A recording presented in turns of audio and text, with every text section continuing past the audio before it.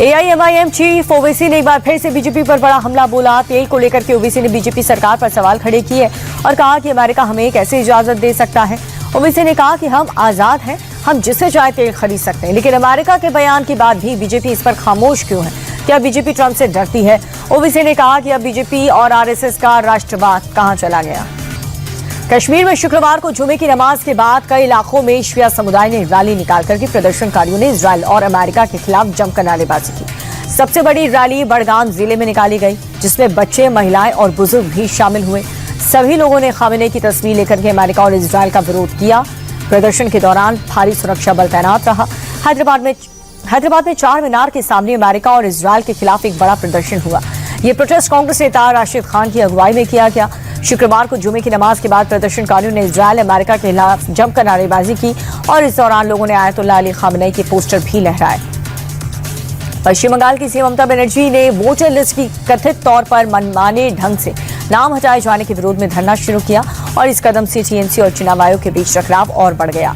कोलकाता में एक metro station के पास धरना शुरू करते हुए ममता ने बीजेपी और चुनाव आयोग पर बंगाली मतदाताओं को मताधिकार से वंचित करने का आरोप लगाया।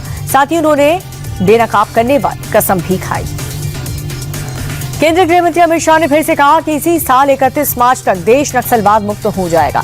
ओडिशा के कटक में आयोजित सीआईएसएफ के 57वें स्थापना दिवस समारोह को संबोधित करते हुए अमित शाह ने ये कहा कि सुरक्षा बल उन नक्सली समूह में पूरी तरह से परास्त हो जाएंगे जिन्होंने कभी तिरुपति से पशुपतिनाथ तक फैले तथा कथित रेड कॉरिडोर पर कब्जा जमाने की कोशिश की थी।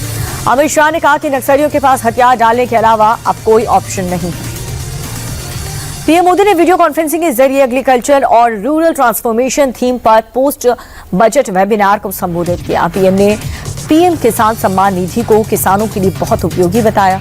एमएसपी में हुए सुधारों को केंद्र सरकार की बड़ी उपलब्धि बताते हुए प्रधानमंत्री ने कहा कि अब किसानों को 1.5 गुना तक रिटर्न मिल रहा है। बजट के जरिए सरकार ने कृषि सेक्टर को लगातार मजबूत किया है।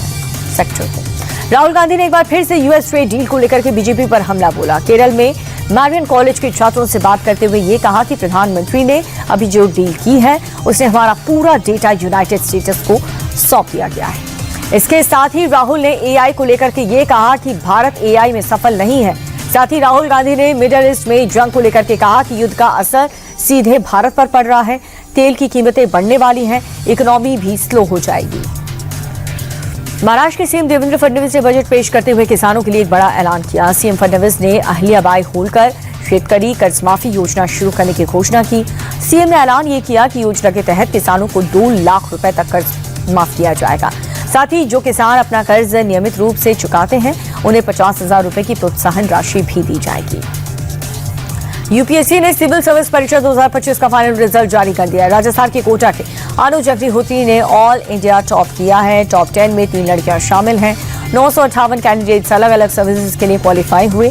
958 उम्मीदवारों में 317 general category, 104 EWS, 306 OBC, 158 SC और 73 एसटी वर्ग के हैं।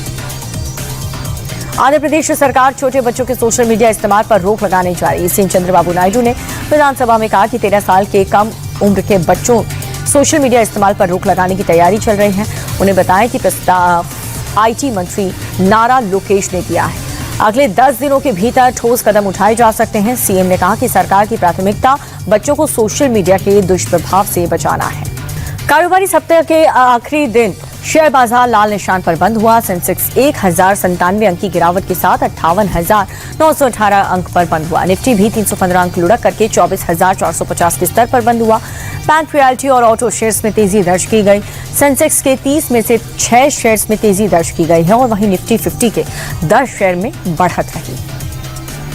अमेरिकी डॉलर के मुकाबले रुपए में भी गिरावट दर्ज की गई है। डॉलर के मुकाबले रुपया 10 पैसे कमजोर हुआ, जिसके बाद एक अमेरिकी डॉलर की कीमत 91 रुपए 74 पैसे पर आ गई है।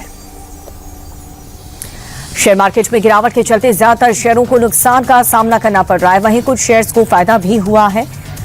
बीएल, रिलायंस और ओएनजीसी निफ्टी के टॉप गेनर्स रहे। वहीं आईसीआईसीआई बैंक, इटर्नल और श्रीराम फाइनेंस निफ्टी के टॉप लूजर्स रहे।